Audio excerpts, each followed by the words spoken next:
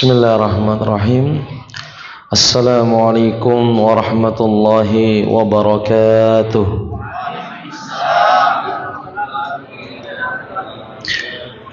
Innal hamdalillah nahmaduhu wa nasta'inuhu wa nastaghfiruh wa na'udzu billahi min shururi anfusina wa min sayyiati a'malina.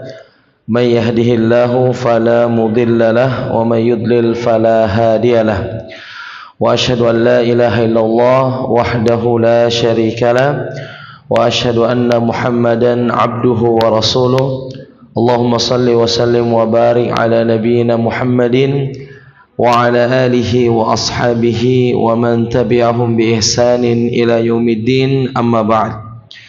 Hadirin dan hadirat, bapak-bapak dan ibu-ibu kaum muslimin yang sama-sama berbahagia, alhamdulillah pada malam hari yang berbahagia ini, di malam Ahad tanggal 28 dari bulan Syawal tahun 1446 Hijriah, dengan izin Allah Subhanahu wa taala dan taufiknya kita bisa hadir untuk sama-sama melanjutkan kegiatan rutin kita sekali dalam sebulan dalam program Makna Majelis Keluarga Sakinah, yang pembahasan kita dalam kitab Arba'una Nasihatun li Islahil Buyut, 40 nasihat memperbaiki rumah tangga. Jamaah sekalian yang sama-sama berbahagia, tentunya pembahasan kita dalam makna ini seputar keluarga, dan buku panduan yang kita pilih adalah apa yang ditulis oleh Syekh Shalih Al-Munajjid hafizahullah ta'ala berkaitan tentang nasihat-nasihat yang bisa menjadikan keluarga kita keluarga yang diberkahi oleh Allah Subhanahu wa ta'ala. Karena begitu pentingnya nasihat itu dalam agama kita, sampai-sampai Rasulullah sallallahu alaihi wasallam bersabda, ad-dinu nasihah, agama itu sama dengan nasihat, atau inti agama itu adalah nasihat. Maka begitu pentingnya kita untuk mendengarkan wejangan-wejangan dan nasihat-nasihat dari panduan agama kita, baik bersumber dari Al-Quran dan juga hadis-hadis yang tercinta dari Rasulullah sallallahu alaihi wasallam. Untuk itu pembahasan ini sangat penting dan perlu kita mengajak dan menyebarkan kepada saudara-saudara kita agar menjadikan keluarga kita keluarga yang diridhoi oleh Allah Subhanahu wa taala. Jamaah sekalian yang sama-sama berbahagia, pada pertemuan kita yang terakhir telah kita menyebutkan dua nasihat, yaitu nasihat yang keenam dan nasihat yang ketujuh. Di mana nasihat yang keenam itu bertemakan tentang doa-doa yang disyariatkan dan disunnahkan berkaitan tentang rumah. Sebagaimana disebutkan di sini, seperti pentingnya menyebutkan doa masuk rumah. Ya, doa masuk rumah. Sebagaimana dalam hadis disebutkan riwayat Imam Muslim, idza dakhala ar-rajulu baitahu, jika seorang laki-laki masuk ke dalam rumahnya, fadzakara ismallahi ta'ala, kemudian dia menyebutkan nama Allah, hina yadkhulu wa hina yat'amu, ketika dia hendak masuk dan ketika dia hendak makan. Qala syaitanu, setan berkata, la mabita lakum wala asya'a hahuna. Apa artinya la mabit? Apa artinya mabit? Tidak ada tempat bermalam lakum untuk kalian, wala asya'ah. Ma mana asya? Makan malam.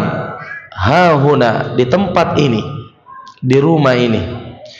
Wa in dakhala falam yadhkur ismallahi 'inda dukhulihi, dan jika dia masuk ke rumah dan dia lupa berzikir kepada Allah, qala, maka setan berkata, adraktumul mabit. Apa arti adraktumul mabit? Engkau memiliki tempat bermalam. Wal asya, dan juga engkau mendapati makan malam, mendapatkan jatah makan malam. Hadis ini sahih, diriwayatkan oleh Imam Muslim, bahwa pentingnya kita selalu mengingat Allah ketika masuk rumah. Paling minimal kita masuk rumah dengan menyebut nama Allah, bismillah. Kemudian kita memberi salam kepada penghuni rumah, assalamu alaikum. Jadi yang dimaksudkan dengan menyebut nama Allah di sini adalah dengan ucapan basmalah. Dengan ucapan apa? Basmalah atau tasmiyah, bismillah, dengan menyebut nama Allah. Kemudian kita berdoa dan memberi keselamatan kepada siapa saja yang ada di rumah tersebut. Assalamualaikum warahmatullahi wabarakatuh. Paling minimal assalamualaikum. Iya. Jadi kita setiap masuk rumah memberi salam, dan termasuk di dalamnya adalah rumah kita sendiri. Iya. Kadang kalau ke rumah kita biasa lupa karena dianggap rumah sendiri, tidak perlu lagi beri salam. Padahal kita justru lebih butuh untuk memberi salam ketika masuk rumah sendiri, agar setan tidak mendapatkan jatah tempat tidur dan jatah makan. Ya, tidak mendapatkan jatah tempat tidur dan jatah makan. Jadi minimalnya bismillah, assalamualaikum. Itu minimal. Kalau dia dah hafal doa masuk rumah, maka itu lebih afdal lagi. Bismillah, assalamualaikum, bismillahi walajna wa bismillahi kharajna wa ala rabbina tawakkalna. Itu yang paling afdal. Tapi paling minimal tadi bismillah, assalamualaikum. Dan kalau ada anggota keluarga yang tidak mengucapkan ini, buat peraturan tidur di luar rumah. Jangan, tinggal diulangi dan masuk. Jangan langsung kasih tenda, ini tenda, bermalam di luar. Jangan, tinggal disuruh ulangi. Seperti anak kita suruh untuk ulangi, suruh keluar rumah dulu. Ya, misalnya dia dari mana? Dari masjid dulu. Oh jangan terlalu jauh. Intinya di luar rumah. Ya, setelah pintu. Ya, depan pintu masuk, baru dia bismillah, assalamualaikum. Ya, coba bismillah. Assalamualaikum. Ya, ini perlu juga ditalkinkan, karena ada orang beri salam itu lain-lain. Mekum. Ya, mekum itu tidak ada ya artinya. Kalau assalamualaikum, keselamatan bagi kalian, keselamatan bagi kalian. Ya, jadi assalamu alif lam syamsiyah. Alif lam apa? Asy-syamsiyah. Assalamu alaikum pakai ain. Assalamu alaikum, keselamatan bagi kalian yang ada di rumah ini. Jadi baik rumah kita sendiri maupun rumah orang lain. Kemudian doa keluar rumah ini juga sangat penting dibaca, sebagaimana dalam hadis riwayat Abu Daud, kharajar rajul idza kharajar rajulu min baitihi. Apa artinya idza? Jika kharajar rajulu, telah keluar seseorang, min baitihi, dari rumahnya, faqala, kemudian berdoa bismillah, dengan menyebut nama Allah, tawakkaltu ala Allah, saya bertawakal kepada Allah, la haula wala quwwata illa billah, tidak ada daya dan kekuatan kecuali dari Allah. Fayuqalu lahu, hasbuka, maka niscaya dikatakan kepadanya, itu malaikat mengatakan, hasbuka, cukup bagimu, sudah cukup doa itu. Hudita, engkau telah diberi petunjuk. Wa kufita, segala kecukupanmu di hari itu akan dicukupkan oleh Allah. Rezekimu semua dicukupkan oleh Allah. Wa wuqita, dan engkau akan dijaga dari segala macam bahaya.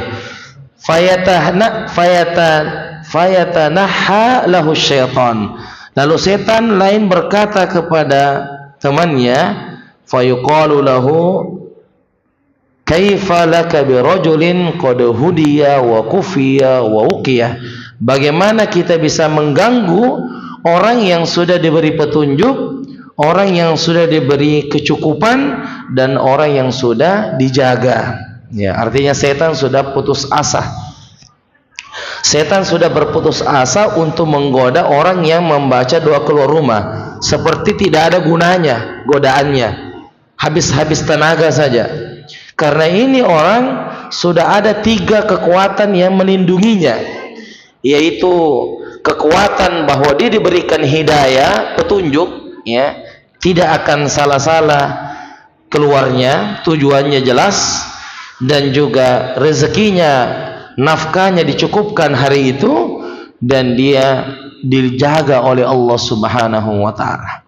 Setelah kita membaca doa ini, ya, kemudian qadarullah kita mendapati sesuatu di jalanan, ya, apakah na'udzubillah kecelakaan, ataukah misalnya jatuh dari kendaraan, maka itulah disebut dengan takdir yang kita tidak bisa meleset darinya. Iya, karena kita sudah berusaha berikhtiar. Tetapi kalau kita tidak baca doa, lupa baca doa, bisa jadi kecelakaan tadi itu disebabkan karena lalainya kita dari membaca doa. Ya, lalainya kita dari membaca doa. Jadi kalau kita sudah baca, perasaan tadi sudah baca, tahu-tahu kena sesuatu di jalanan, berarti qadarullah. Kita mengatakan takdir Allah. Bisakah kita meleset dari takdir Allah? Tidak. Tidak ada lagi mengatakan seandainya kamu tidak keluar, seandainya kamu di rumah saja tadi, kenapa mesti ke sana? Seandainya tadi, oh tidak bisa lagi bilang seandainya. Itu sudah takdir Allah.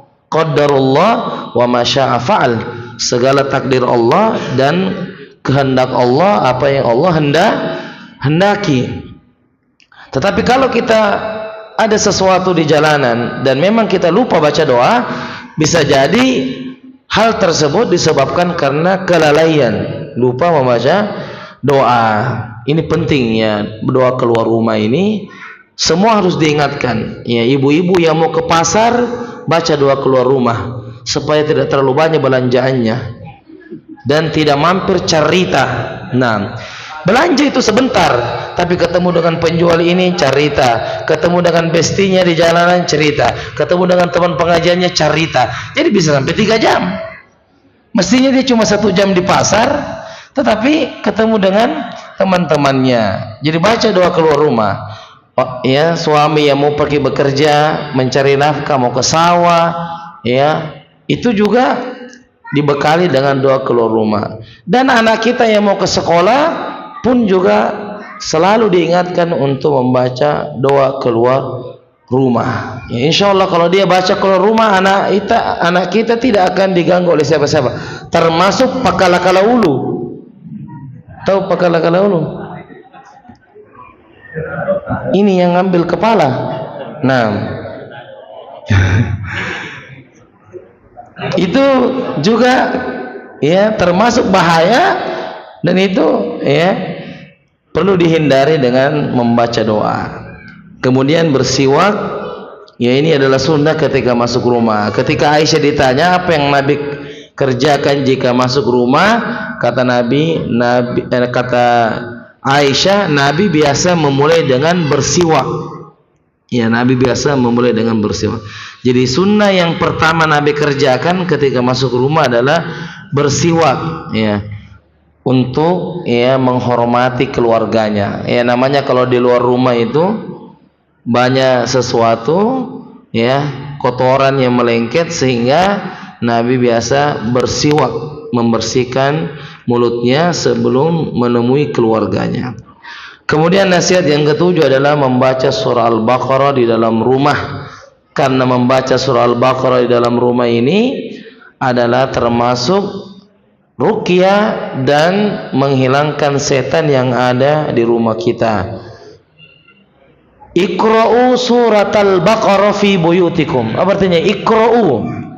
Bacalah kalian surat Al-Baqarah fi buyutikum, di rumah-rumah kalian. Fa inna syaitan, karena sesungguhnya syaitan la yadkhul, tidak akan masuk, baitan, di rumah, yuqra'u fihi suratul Baqarah, yang dibacakan di dalamnya surah Al-Baqarah ya. Yang disebut adalah Al-Baqarah lengkap ya. Kalau tidak mampu, maka minimal ayatul kursi di pagi hari dan di malam hari, 2 ayat terakhir dari surah Al-Baqarah, amanar rasulu sampai seterusnya. Itu minimalnya, karena Al-Baqarah ayatul kursi bagian dari apa? Al-Baqarah. Jadi minimal pagi harinya ayatul kursi dan malam harinya 2 ayat terakhir dari surah Al-Baqarah, dan itu dibaca di rumah, dibaca di dalam rumah. Baik, itu ringkasan murojaah kita pada pertemuan yang terakhir. Insyaallah kita akan masuk pada nasihat berikutnya, yaitu nasihat yang ke-8. Wa hadza majlisu as-samin min kitab arba'una nasihatun li islahil buyut, al-muallifu asy-syekh Muhammad bin Shalih al-Munajjid hafizahullah ta'ala. Bismillahirrahmanirrahim. Alhamdulillahilladzi waffaqana lil a'malil jariyah, wassalatu wassalamu wal barakatuh ala khairil bariyah nabiyyina Muhammadin wa ala alihi wa sahbihi wa dzurriyyah. Allahumma ighfir lana ya Allah, ampuni kami ولأستاذنا البركان وللحاضرين جميع حاضرين المسلمين وللمسلمين أجمعين لنسلوه المسلمين. قال المؤلف حفظه الله تعالى, berkata penulis semoga Allah Subhanahu wa taala menjaganya dalam kitabnya 40 nasihat memperbaiki rumah tangga, ma'asyarakum hafizahullah taala, bersama dengan penjelasan engkau semoga Allah Subhanahu wa taala menjagamu. Amin ya rabbal alamin. Amin. Ilmu agama 2. Nasihat ke-8. Pengajaran anggota keluarga. Mengajar adalah kewajiban yang mesti dilakukan oleh pemimpin keluarga sebagai realisasi dan perintah Allah Subhanahu wa taala. Wahai orang-orang yang beriman, jagalah dirimu dan keluargamu dari api neraka yang bahan bakarnya manusia dan batu. Ayat 6. Ayat di atas merupakan dasar pengajaran dan pendidikan anggota keluarga. Memerintah mereka dengan kebaikan dan mencegah mereka dari kemungkaran. Di bawah ini beberapa komentar ahli tafsir tentang ayat tersebut, yakni berkaitan dengan kewajiban yang diamankan atas pemimpin keluarga. Bismillahirrahmanirrahim. Alhamdulillah, wassalatu wassalamu ala Rasulillah wa ala alihi wa sahbihi wa mawalah, amma ba'd. Qala al-muallifu hafizahullah ta'ala, an-nasihatus tsaminah, nasihat yang ke-8, pengajaran anggota keluarga. Mengajar adalah kewajiban yang mesti dilakukan oleh pemimpin keluarga. Siapa pemimpin keluarga? Suami atau bapak. Iya. Jadi ini adalah kewajiban yang tidak boleh dihindari, karena seorang suami akan dimintai pertanggungjawaban di hari kiamat terhadap siapa yang dia pimpin, yaitu istri dan anak-anaknya. Kullukum ra'in, setiap kita adalah pemimpin, wa kullukum mas'ulun an ra'iyatih, dan setiap pemimpin akan dimintai pertanggungjawabannya di hadapan Allah Subhanahu wa taala. Berdasarkan di surah At-Tahrim ayat yang ke-6, Allah Subhanahu wa taala berfirman, ya ayyuhalladzina amanu qu anfusakum wa ahlikum nara. Wahai orang-orang yang beriman, jagalah dirimu diri kalian dan keluargamu dari api neraka. Waquduhan nasu wal hijarah, yang bahan bakarnya dari manusia dan batu. Ya, nauzubillah. Jadi di sini ada perintah untuk menjaga diri kita dari api neraka. Ya, maka seorang suami, di sini ada pesan yang tersirat bahwa seorang suami itu mesti orang yang berilmu, orang yang paham, karena dia sebagai pemimpin. Ya, dia seperti sopir. Sopir kalau tidak tahu jalan, maka dia akan tersesat. Bagaimana caranya dia sampai kepada tujuan? Kalau dia tidak ilmui, dia mau kemana? Ya, sehingga pemimpin rumah tangga itu mesti tahu ini keluarganya mau digiring kemana, mau digiring ke orientasinya akhirat ataukah mau digiring ke orientasinya dunia. Ya, barakallahu fiik. Jadi kalau suaminya orientasinya akhirat, maka seluruh keluarganya akan diajak juga menuju akhirat. Tetapi kalau suaminya orientasinya adalah dunia, bagaimana caranya bisa mengajar dunia sebanyak-banyaknya dengan seluruh kemewahannya, maka lihat anggota keluarganya juga akan terikut terhadap apa yang disebutkan oleh suaminya atau orang tuanya. Jadi ini pentingnya seorang suami untuk mengetahui di mana keluarga ini akan pergi, di mana keluarga ini akan digiring. Orientasi akhiratkah atau orientasi dunia? Dijawab. Orientasi akhirat atau orientasi dunia? Akhirat. Orientasi akhirat. Kita bekerja cari nafkah, kelihatannya dunia, orang juga melihatnya dunia, tetapi niat kita, orientasi kita akhirat. Ya Allah, saya cari nafkah untuk akhirat. Ya Allah, saya cari pekerjaan untuk akhirat. Saya kerja pagi sampai sore untuk akhirat. Jadi tetap orientasinya akhirat. Walaupun casingnya kelihatannya dunia, tetapi niatnya untuk apa? Akhirat. Ya. Dan kita tidak boleh berdusta atas itu. Ya. Kalau kita ngomong mungkin gampang orientasi akhirat, tetapi apakah betul orientasi akhirat? Jangan sampai kita sibuk, ya, membangun rumah sana sini dengan berbagai macam kemewahannya, dan akhirat kita lupa. Ya, ada akhirat yang kita lupa. Dunia ini tempat singgah, maka kalau mau buat rumah sesuai dengan waktunya, disinggahi saja. Jangan tinggal lama-lama. Ya, makanya dulu ada salaf yang wakirah. Wakirah itu adalah acara rumah baru dalam agama kita, disebut dengan wakirah. Ada namanya akikah, itu ya bayi yang baru lahir, acara bayi, ada namanya khitan, sunat, ada namanya walimah, pengantin, pernikahan, dan ada wakirah. Wakirah itu acara rumah baru. Dulu salaf itu buat rumah yang megah, ya, di waktu itu, ya, di masa itu. Kemudian diundang beberapa orang-orang soleh datang ke rumah untuk makan dan mendoakannya dengan doa kebaikan. Kemudian ada salah satu dari undangan tersebut berkomentar sambil dia lihat-lihat rumahnya, dia lihat di mana kamarnya, berapa luasnya, ini terbuat dari apa. Kemudian salaf itu bertanya, kamu mau tinggal di sini sampai berapa tahun? Kamu mau tinggal di rumah ini sampai berapa tahun? Kamu mau tinggal di sini sampai 100 tahun? Maksudnya ini bahannya terlalu ini, terlalu megah dan terlalu kokoh. Ini mau hidup sampai berapa tahun? Kita itu umur umat Nabi antara 60 sampai 70 tahun. Itu pun kalau sampai. Ya. Kata beliau, kamu mau hidup berapa tahun di sini? Kalau mengatakan, ini untuk keturunan saya, anak saya nanti, mereka juga punya rezeki sendiri. Sebagaimana kita juga dari bapak kita tidak dapat rumah, alhamdulillah kita buat rumah sendiri. Maka anak kita juga insya Allah ada juga rezekinya. Karena rezeki itu kapan dibagi? Kapan rezeki itu dibagi? 4 bulan dalam kandungan 4 bulan dalam kandungan, rezeki itu sudah diatur oleh Allah Subhanahu wa taala. Bikat bi rizqihi wa ajalihi wa amalihi syaqiyun aw sa'id.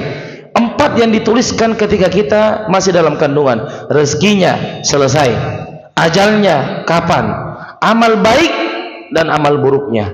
Itu semua sudah ditiupkan ketika kita masih berada dalam kandungan.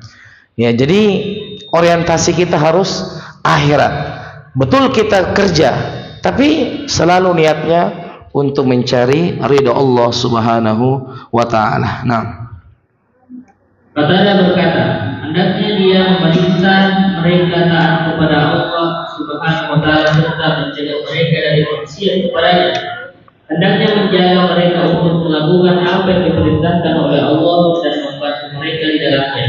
Maka apabila kamu melihat kemaksiatan, hendaknya engkau menjauhkan mereka darinya dan memperlihatkan untuk tidak melakukannya.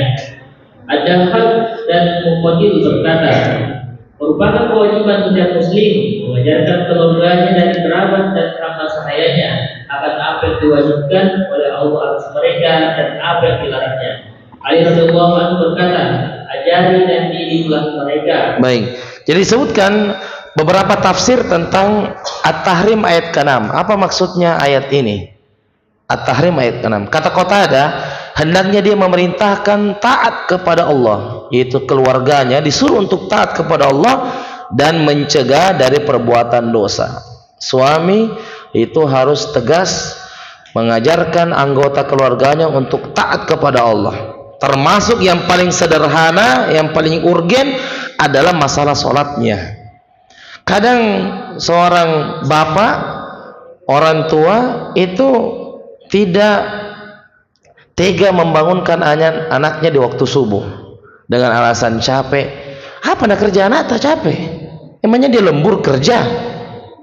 Dia masih sekolah, tidak ada capek. Capek kenapa? Main game, begadang. Kemudian kita tidak bangunkan dia. Ini bukan kasih sayang. Kasih sayang yang kita maksudkan bagaimana? Apakah kasih sayang yang disebutkan itu adalah semua yang diminta oleh anak harus kita kasih? Apakah itu kasih sayang? Tidak. Kalau dia minta narkoba, bagaimana? Jadi tidak semua apa yang dimau anak itu kita kasih dengan alasan kasih sayang ini. Oh, itu bukan kasih sayang. Konsep kasih sayang itu sesuai dengan Al-Quran dan Sunnah. Apakah itu dibenarkan dalam Al-Quran dan dalam Sunnah? Iya. Seperti dengan tadi, tidak membangunkan anak di waktu subuh dengan alasan tidak enak hati, ya, atau kalau capek, atau nanti saja, nanti saya pulang dari masjid. Bangunkan dia, bangunkan dia, ya, bangunkan keluarga kita, bangunkan untuk sholat menghadap kepada Allah Subhanahu Wa Taala. Jika ada rumah yang terbakar, kemudian di dalam rumah itu ada anak yang sedang tidur di dalam kamar, kira-kira bapak apa yang harus dia kerjakan? Masuk nggak kira-kira? Sendiri dia itu anaknya, masih bayi lagi. Masuk atau tidak? Masuk. Dia tidak hiraukan kena nanti api atau nanti kena runtuhan, dia tidak hiraukan. Ini kasih sayang. Kemudian dia ambil anaknya dengan berbagai macam konsekuensi. Mungkin dia luka, mungkin dia kena bakar, melepuh kulitnya. Tapi tahukah kita, kalau kita membiarkan anak kita tidur dan tidak sholat, kita biarkan dia masuk ke dalam neraka, dan neraka itu lebih panas daripada api dunia. Khalas. Nah, ini harus kita harus bekerja sama untuk bagaimana keluarga itu bisa semua taat kepada Allah Subhanahu Wa Taala. Dimulai dari seorang pemimpin yang tegas. Jadi tolong besok subuh ini, ya, kalau ada bapak yang tadi tipenya jarang mesti bangun anaknya, nanti setelah sholat subuh dan sebagainya, mulai dari besok dibangunkan anaknya. Bahkan baiknya itu bersama dengan bapaknya ke masjid. Masya Allah, itu pemandangan yang indah, ya. Selama anaknya tidak lari-lari, ya. Kalau lari, jangan ke masjid. Dididik dulu di rumah. Mau standar larang orang, tidak dilarang, cuma dididik dulu, baru ke masjid. Tapi kalau disuruh diam, justru dia lari, atau dia juga bilang, waduh, Dia belum mumayyiz, dia belum mumayyiz. Tidak ada dalam agama itu. Ya, 7 tahun disuruh untuk sholat, 10 tahun dipukul kalau tidak sholat.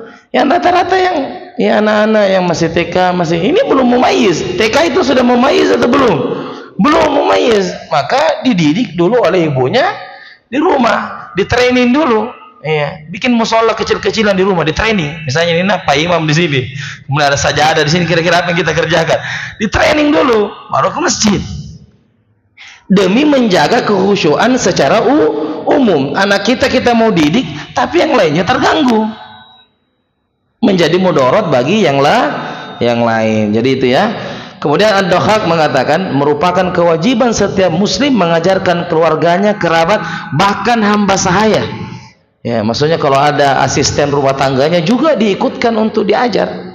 Nah, ini pentingnya juga. Ya, kalau kita punya pegawai, ya itu juga termasuk dari tanggungan kita. Ya, tanggungan kita. Jadi disampaikan. Ya, dia bilang, oh, Ustaz berat ini. Berat ini. Keluarga saja berat, apalagi pegawai. Nah, pegawai itu biasa dikode saja. Ini tidak bangun-bangun. Ya, pas bangun jam 7 enggak tahu dia berangkat ke tempat kerja, dia sholat kah atau belum pi. Nah, itu menjadi PR. Ini disebutkan oleh Ad-Dhahhak bahwa hamba sahaya ya atau pegawai-pegawai juga itu juga diperintahkan untuk sholat, diperintahkan untuk menyembah Allah. Dan kata Ali bin Abi Thalib, ini tafsir yang ringkas, ajari dan didiklah mereka. Kenapa perlu diajari dan dididik? Karena asalnya manusia itu tidak tahu. Iya, anak kita itu tidak tahu, istri kita mungkin tidak tahu, dan tidak boleh kita memarahi anggota keluarga yang memang dia belum tahu aturan. Contoh misalnya, anak kita ini ketika ada tamu, sedang bertamu di ruang tamu, kemudian anak kita yang mungkin masih TK ini lari-lari di ruang tamu, bahkan ambil kuenya tamu. Dan yang lebih bahaya lagi kalau minta uang di depan tamu. Ini yang paling bahaya nih, minta uang di depan tamu. Kemudian setelah itu pulang tamu, wah kita pukul itu anak itu. Sebelum dipukul, pertanyaannya, kamu sudah ajari bahwa kalau ada tamu tidak boleh orang lari-lari, tidak boleh ambil kue, tidak boleh minta uang. Kalau ada tamu, kalau tidak ada tamu sama saja, tidak boleh minta uang juga. Wah, jangan. Kalau belum pernah diajari, maka anak itu mengatakan, salah gitu Pak, Rabbana la tuakhidna in nasina wa akhtana. Allah saja bilang, jangan engkau azab kami, jangan engkau hukum kami kalau kami tidak tahu. Kalau sudah diajari, maka dia tetap mengerjakan begitu, jangan langsung dipukul juga. Ada namanya SP1. SP1, surat peringatan pertama. Terus sampai SP2, SP3 masih dikerjakan, ya barulah dengan pukulan yang mendidik. Jadi para jamaah sekalian, itu disebutkan oleh Ali, ajari dan didiklah mereka. Nah, Al-Qiyah atau Bani berkata, kita hendaknya mengajari anak-anak dan keluarga kita masalah agama dan kebaikan serta apa-apa yang penting dan dibutuhkan dalam persoalan anak dan akhlak. Apabila Rasulullah SAW telah menganjurkan kita mengajari wanita-wanita hamba sahaya yang bukan orang merdeka, maka apatah lagi halnya dengan anak-anakmu dan keluarga yang merdeka. Kalaulah seperti tadi hamba saya juga disuruh untuk mendekat kepada Allah, apatah lagi anak dan istri kita. Nah, Imam Al-Bukhari dalam bukunya pengajaran laki-laki terhadap hamba sahaya perempuan dan keluarganya menulis hadis. Ada 3 orang yang mendapat 2 pahala, dan seorang laki-laki yang memiliki hamba sahaya perempuan, lalu ia mendidiknya dengan baik, mengajarinya dengan baik, kemudian ia memerdekakannya lalu menikahinya, maka baginya 2 pahala.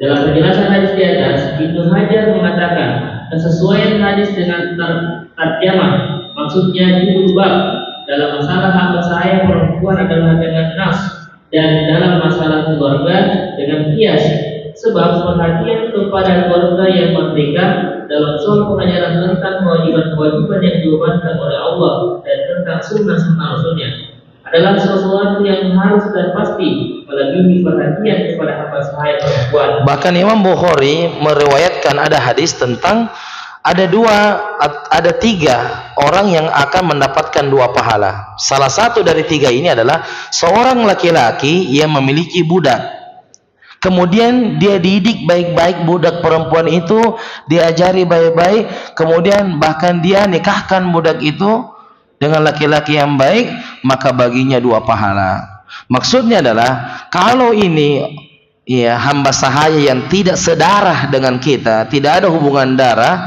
itu kita ajari juga bahkan dapat 2 pahala, apatah lagi itu adalah anggota keluarga kita sendiri. Nah, karena adanya kesibukan dan tugas serta ikatan lainnya, seseorang terkadang melalaikan untuk meluangkan waktu bagi dirinya sehingga bisa mengajari keluarganya. Di antara jalan pemecahan dalam persoalan ini, yaitu hendaknya ia mengkhususkan 1 hari dalam seminggu sebagai waktu untuk keluarga. Bahkan mungkin juga dengan melibatkan kerabat lain untuk menyelenggarakan majelis ilmu di dalam rumah. Ia hendaknya mengumumkan hal tersebut kepada segenap anggota keluarga dan mengajukan agar menepati dan datang pada hari yang ditentukan tersebut. Bahkan akan lebih efektif dengan menggunakan kata-kata wajib datang, baik kepada dirinya maupun kepada anggota keluarga yang lain. Baik, disebutkan karena adanya kesibukan dan tugas serta ikatan lainnya, seorang terkadang melalaikan untuk bertemu dengan keluarganya. Maka kata beliau, penulis mengatakan di antara jalan pemecahan dan persoalan ini adalah hendaknya keluarga itu punya 1 hari kumpul dalam sepekan. Sekali dalam sepekan itu waktu kumpul dengan keluarga, family time. Family time. Tapi family time-nya ini bukan untuk rihlah, bukan untuk rekreasi, tapi untuk seorang suami memberi nasihat kepada keluarganya. Masya Allah. Ya, dan kami dapati langsung ada keluarga yang Masya Allah punya waktu sekali sebulan itu ketemu dengan keluarganya, dan dia buat seperti pengajian formal. Jadi bapak menasihati istri dan anak-anaknya, dan ditutup dengan biasa musyawarah. Ya, misalnya ada ingin dibicarakan bagaimana pendapat anak pertama, bagaimana pendapatnya anak kedua, bagaimana. Masya Allah, itu luar biasa. Dan ini mungkin nggak tahu di Tanru Tedong adakah 1 kakak yang begini. Iya, Masya Allah. Tapi kami pernah lihat langsung. Jadi formal ini. Ya, setelah itu ditutup dengan doa bersama. Masya Allah. Setelah itu makan-makan. Ya, bahkan ada juga pembagian uang biasa terakhir oleh bapaknya. Ini luar biasa. Ya, tidak mesti juga itu suaminya seorang kiai, ya, seorang Andre Guruta, ya. Tidak mesti juga. Apa yang dia bisa sampaikan, ya, misalnya dia baca hadis, ya, Riyadus Sholihin, ya, dia tadabbur 1 ayat misalnya, barakallahu fiik, ya. Mungkin duduk semua anaknya, ya, istrinya juga dulu, tapi satu-satu minta izin ke WC. Pak, izin ke WC pergi 1. Istrinya juga, Pak, mau ke masa ini. Barakallahu fiik. Jadi bisa dihidupkan ini, ya, ini hidup sunnah, ya, barakallahu fiik. Ya, apalagi kalau masih keluarga baru, ya, pengantin baru, ya, bisa keluarga kecil. Tapi kalau sudah senior ini, ya, baru mau mulai bisa, tapi agak-agak, ya, barakallahu fiik. Nanti sudah istrinya bilang pulang dari sini, dia bilang besok pada subuh kita mengajar. Wih, istrinya heran, dari mana suamiku ini, ya. Jadi seperti itu, bahwa minimal ada, ya. Tapi kan kadang kalau yang family time-nya itu rata-rata rekreasi, tidak ada maksudnya nasihat, ya. Misalnya bapaknya bilang sama anaknya, ya, anak-anakku sekalian, kayaknya bapak ini tinggal 2 Jumat lagi di sini. Kayaknya, ya, perasaan bapak kayaknya tidak lama saya di dunia ini, ya, rajin-rajin belajar, ya. Ya, dia begitu kasih nasihat dan sebagainya. Jadi ini sangat bagus, ya. Perlu dimulai, ya. Siap insyaallah. Ya, insyaallah. Jangan juga terlalu tegang, ya. Tetap kumpul, tapi intinya ada nasihat di situ. Entah baca tafsir 1 ayat, sama-sama tadabbur kita, atau kebaca hadis, kemudian sama-sama tadabbur. Setelah itu salam-salaman, tutup dengan doa, setelah makan-makan. Masya Allah, itu bagus. Dan ini bisa menjadi pemikiran bagi kita untuk membuat jadwal itu, ya, Insya Allah kita akan melihat efeknya. Setelah itu rumah kita akan lebih berkah. ya rumah kita lebih bahkan disebutkan di sini ajak juga kerabat-kerabat yang lain. Kalau bisa bukan hanya keluarga inti, sepupu. Ya, kalau bisa itu seperti arisan keluarga. Itu arisan keluarga jangan murni dunia.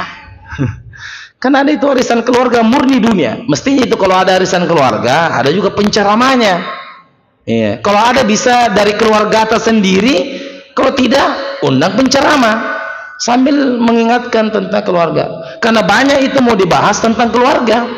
Banyak mau dibahas. Ya, tentang masalah taat keluarga kepada suami, kemudian masalah ku anfusakum wa ahlikum nara, itu banyak dibahas. Termasuk juga masalah arisan. Bisa jadi dalam arisan keluarga masih ada pelanggaran agama. Contoh misalnya ada riba di situ. Contoh misalnya ada kezoliman dalam arisan, bisa jadi. Ada tanya jawab di setelah itu, ya, dan tanya jawabnya menyindir keluarga yang lain. Oh jangan. Ya, jadi intinya dalam arisan keluarga yang baik adalah ada penceramanya. Jadi kalau ada yang bertanya arisan apa yang baik, arisan keluarga apa yang baik, yaitu arisan keluarga yang ada penceramanya, yang ada diceramai di situ. Jangan murni dunia. Setelah itu keluar nama, sudah itu happy, ya sudah, ya tidak ada hal yang bisa dibawa. Yarhamukallah. Susah nggak mengumpulkan satu keluarga? Susah atau gampang? Susah. Salah satu yang bisa membuat kumpulkan arisan keluarga. Sayang momen itu tidak dimanfaatkan. Ya, sayang momen itu tidak dimanfaatkan untuk diberi nasihat. Nah, berikut ini adalah apa yang terjadi pada diri Rasulullah SAW dalam masalah ini. Baik, jadi sebelumnya kata beliau, ini saking pentingnya dikumpul, kata beliau di situ, bahkan akan lebih efektif dengan menggunakan kata-kata wajib. Disebutkan di grup, semua anggota grup keluarga sepupu wajib datang. Kalau tidak akan dicoret dari kakak. Jangan gitu. Wajib datang katanya. Ya. Jadi ini saking pentingnya itu kalau bisa pakai kata wajib datang ya untuk sama-sama kumpul. Nah, Imam Al-Bukhari berkata, apakah bagi wanita disediakan hari khusus untuk ilmu? Lalu menyebut hadis Abu Sa'id Al-Khudri radhiyallahu anhu. Para wanita berkata kepada Nabi Sallallahu Alaihi Wasallam, kami telah digabungkan kaum laki-laki dalam kesempatan bermulazamah kepada anda. Karena itu buatlah untuk kami satu hari dari dirimu. Lalu Rasulullah Sallallahu Alaihi Wasallam menjanjikan mereka suatu hari untuk bertemu dengan mereka. Maka Rasulullah menasihati dan memerintah mereka. Ibnu Hajar berkata, dalam riwayat Sa'ad bin Abi Thalib dari ayahnya dari Abu Hurairah dengan kisah ini, ia berkata, perjanjian kalian di rumah fulana. Maka Rasulullah mendatangi mereka dan memberi ceramah kepada mereka. Dari hadis di atas kita bisa mengambil kesimpulan akan pentingnya pengajaran para wanita di rumah-rumah dan mengingatkan pula betapa besar perhatian para sahabat wanita dalam masalah belajar. Juga menunjukkan bahwa mengkonsentrasikan semangat mengajar hanya kepada laki-laki dengan meninggalkan kaum perempuan adalah hal yang besar bagi para dai dan pemimpin rumah tangga. Baik, barakallahu fiik. Jadi dalam hadis Imam Bukhari ada bab yang mengatakan bab tentang apakah bagi wanita disediakan hari khusus untuk ilmu? Apakah wanita itu disediakan hari khusus untuk menuntut ilmu? Maka beliau menyebutkan ada hadis Nabi disebutkan qalatin nisa'u lin nabi, wanita-wanita mendatangi Nabi. Jadi wanita-wanita itu mendatangi Nabi. Kemudian mengatakan kami telah dikalahkan oleh kaum laki-laki. Ghalabana alikar rijal. Kami telah dikalahkan oleh laki-laki. Dalam hal apa? Dalam hal kesempatan untuk bermulazamah. Apa itu bermulazamah? Maksudnya bermulazamah itu belajar dengan kamu, wahai Rasulullah. Dikata wanita-wanita dulu kami dikalahkan oleh laki-laki ya Rasulullah. Mereka sering bertemu kamu, sering belajar dengan kamu. Kami ini jarang ya untuk bertanya langsung dengan engkau. Maka wanita-wanita mengatakan, karena itu buatkanlah untuk kami satu hari untuk engkau mengajarkan kepada kami. Lalu Rasulullah menjanjikan, Nabi justru langsung kasih janji, menjanjikan mereka suatu hari untuk bertemu dengan mereka. Maka Rasulullah menasihati dan memerintahkan mereka. Nah, di sini ulama kita mengambil dalil atau pelajaran bahwa bolehnya laki-laki mengajar kepada perempuan dengan syarat-syarat yang berlaku, ya. Tidak boleh campur baur, harus menutup aurat, ya. Tidak boleh memakai parfum, ya. Jadi kalau ibu-ibu punya jadwal dengan guru laki-laki, itu tidak boleh pakai parfum, ya. Tidak boleh memakai parfum, kecuali kalau misalnya sesama guru perempuan. Tetapi kalau sama laki-laki itu tidak boleh memakai parfum, ya. Jadi boleh laki-laki mengajar kepada wanita, terutama ibu-ibu. Bahkan Nabi menyediakan waktu khusus. Bahkan di sini disebutkan di mana, dalam kata Abu Hurairah, di mana hari ini pengajiannya, perjanjian kalian di rumah fulana, di rumahnya itu. Maka Nabi datangi dan Nabi nasihati ibu-ibu yang ada di sana. Ya, jadi ini ya dibolehkan dalam agama kita selama menjaga aturan-aturan agama. Ya, sebagaimana hadis Nabi mengajar kepada ibu-ibu, ya, karena wanita juga sangat perlu untuk menuntut ilmu. Itu sangat bisa dirasakan kalau misalnya hanya sebelah saja yang menuntut ilmu, misalnya suaminya saja dan istrinya tidak, itu bisa terjadi perbedaan pendapat yang banyak. Bisa juga salah pemahaman, ya. Tapi kalau sama-sama jangankan tidak belajar, sama-sama belajar saja biasa saling berbeda, apalagi satu belajar satu tidak, ya. Bayangkan kalau suaminya orientasinya dunia, istrinya orientasinya akhirat, atau kebalikannya, suaminya sudah belajar orientasinya akhirat dan istrinya orientasinya dunia. Kapan beli tas baru, kapan beli baju yang lagi viral, kapan pergi rekreasi dan seterusnya. Nah, ini gara-gara tidak dibekali dengan ilmu agama. Nah, sebagian pembaca berkata, misalnya, kita telah meluangkan waktu sehari dalam seminggu dan kami telah tidak dikabarkan kepada anggota keluarga. Lalu apa yang akan kita berikan dalam pertemuan majelis tersebut dan bagaimana pula memulainya? Sebagai jawaban dari pertanyaan tersebut, penulis mencoba memberikan ide dalam hal ini sehingga menjadi manhaj atau program sederhana untuk mengajar anggota keluarga secara umum dan kaum wanita secara khusus. Baik, kalau misalnya sekarang kita sudah mau niat, kayaknya memang bagus itu Ustaz, kalau kita satu kali pertemuan ketemu dengan keluarga, ya kalau gitu apa yang bisa dibahas kalau dengan keluarga?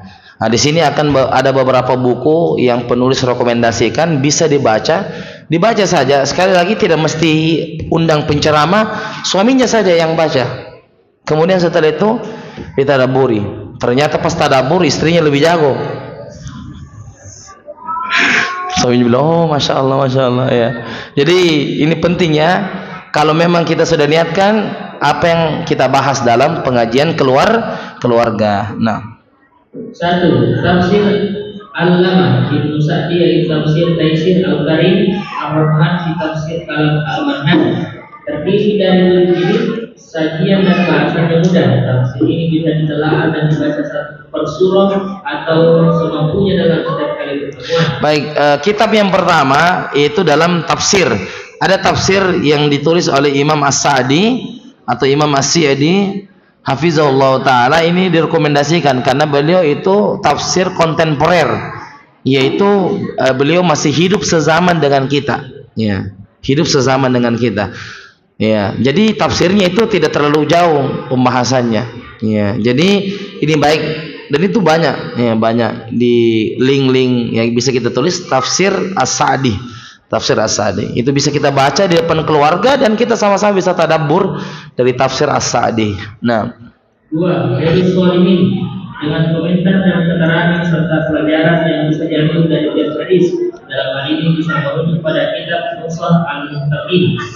Baik, yang kedua adalah Riyadhus Shalihin dalam ilmu hadis. Ini baik ya, Riyadhus Shalihin ini masya Allah adalah kitab hadis yang baik untuk dibaca dengan keluarga karena isinya tentang motivasi dan ancaman. Ya, Riyadhus Shalihin itu hadis-hadis yang berkaitan tentang motivasi untuk beribadah dan ancaman bagi orang yang menolak untuk ibadah. Ya, jadi ini Riyadhus Shalihin juga salah satu rekomendasi dalam pengajian keluarga. Nah, Tiga, al-uswah bima sabata anillah wa rasulih fi an-niswah karya Siti Hasan Khan. Baik, ini yang ketiga adalah husnul uswah bima sabata anillahi wa rasulihi fin niswah. Yaitu buku tentang wanita.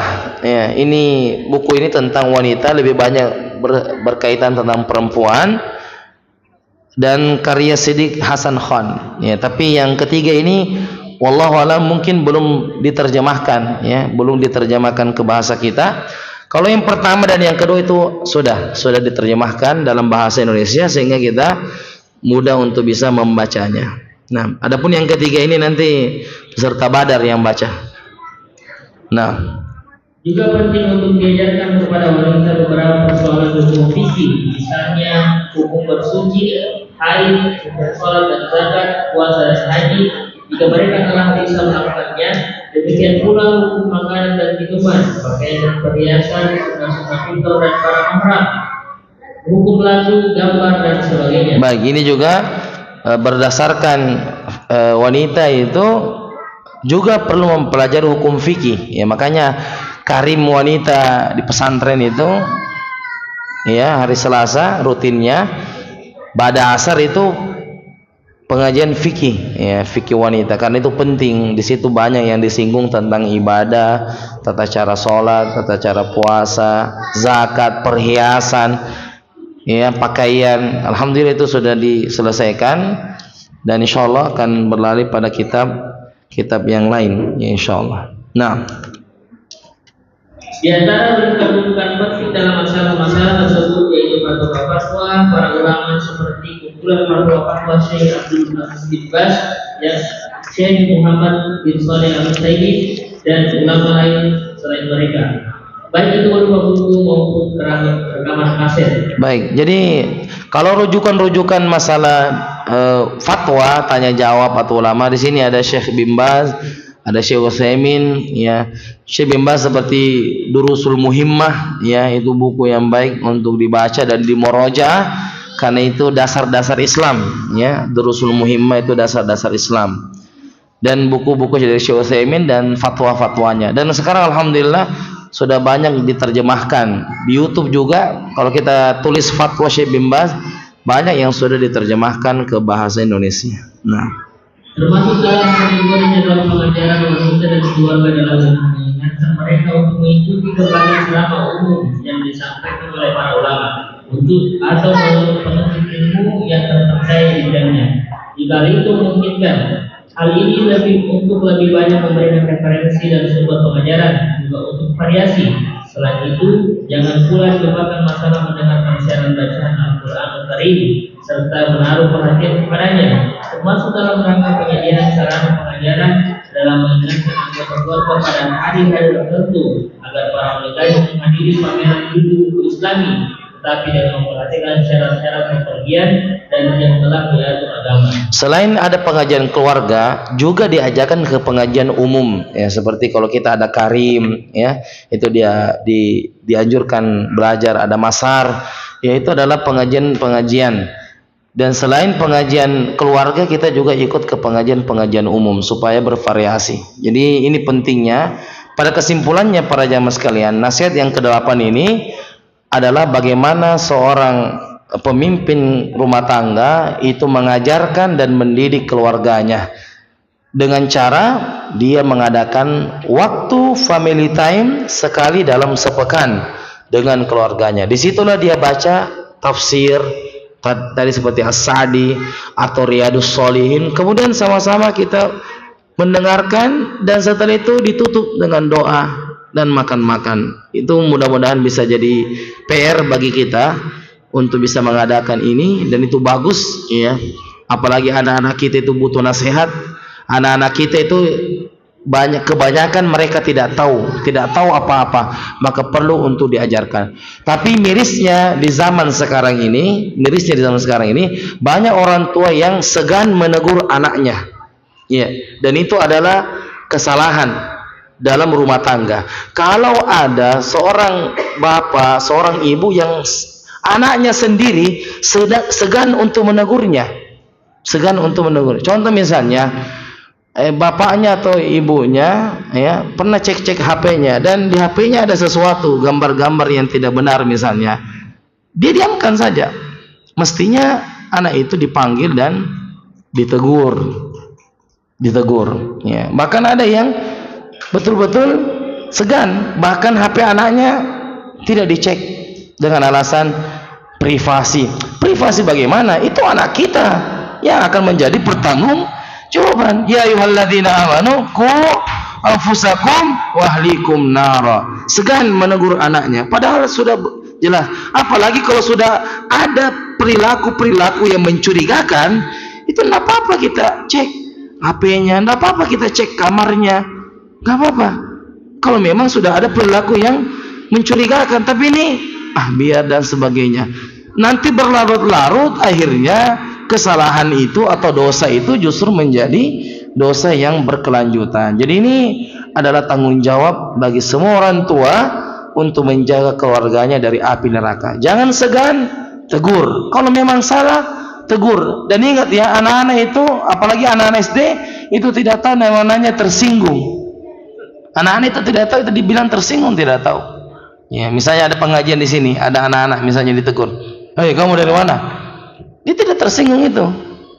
Anak-anak itu tidak kena tersinggung. Kalau kita kan hati kita pakai, oh nanti tersinggung. Enggak, anak-anak itu tidak tersinggung. Kalau dia masih kecil ya, masih deh. Tapi kalau orang tua yang kita kasih begitu ya tersinggung. Tapi kalau anak-anak tidak tersinggung, dia akan mendengar, oh tidak boleh. Nggak boleh itu begitu, nggak boleh. Main HP. Kalau bukan waktunya tidak boleh. Dia tidak tersinggung. Ya, kadang kita berpikir, ini anak-anak tersinggung. Tidak. Kalau anak-anak itu tidak tersinggung. Jadi para jamaah sekalian, ini tanggung jawab kita semua ya, untuk bagaimana kita bisa mendidik keluarga dan menjaga keluarga kita dari jilatan api neraka. Na'udzubillahi min dzalik. Semoga Allah Subhanahu wa taala memberikan kepada kita keistiqomahan dan jangan ditunda-tunda para jamaah sekalian, segera buat jadwal untuk ya kumpul keluarga dalam rangka saling menasehati. Segera dibuatkan jadwal ya, segera bukannya. Jangan jadwal rekreasi ya. Kalau itu sudah terlalu sering itu kalau jadwal rekreasi. Sekarang jadwal sekali sepekan untuk kita bisa baca Al-Quran, baca hadis, kemudian kita sama-sama mengambil pelajaran darinya. Dan ini dimulai dari bapak, dimulai dari suami menyampaikan ke keluarganya, insyaallah. Begitu ibu-ibu ya. Ibu-ibu siap menunggu jadwal dari suami? Insyaallah. Insyaallah agak kurang meyakinkan ya. Insyaallah kalau ceramah suami kita dihormati, insyaallah tidak minta izin ke WC. Kak baru mukaddimah bismillah, mau ke masa itu, mau pergi ke, jangan. Biarkan dulu. Ya, barakallahu fiik. Jazakumullah khair atas perhatiannya. Mudah-mudahan bermanfaat. Kita tutup dengan doa kafaratul majelis. Subhanakallahumma bihamdik asyhadu an la ilaha illa anta astaghfiruka wa atubu ilaik. Wassalamualaikum warahmatullahi wabarakatuh.